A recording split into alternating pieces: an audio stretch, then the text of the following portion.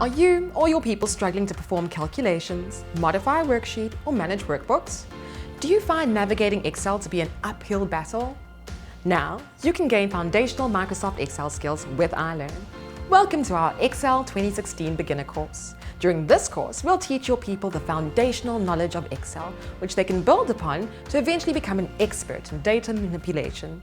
We recommend this course for learners who want to gain the foundational understanding of Microsoft Excel 2016 that's necessary to create and work with electronic spreadsheets. At the end of this course, your staff will know how to get started with Microsoft Excel 2016, perform calculations, modify a worksheet, format a worksheet, print workbooks, and manage workbooks as well. Training times are normally arranged in more manageable sessions of 3 hours over 2 days and can be virtually delivered or at your workplace. By choosing this short course, you're offering your staff the opportunity to learn when and where they want at a pace that suits them. It will also give your learners the opportunity to consume content in short bursts and will enable them to apply their knowledge in the workplace immediately, instantly boosting their productivity. To book now, visit the short courses section on our website. We look forward to seeing your learners on the inside.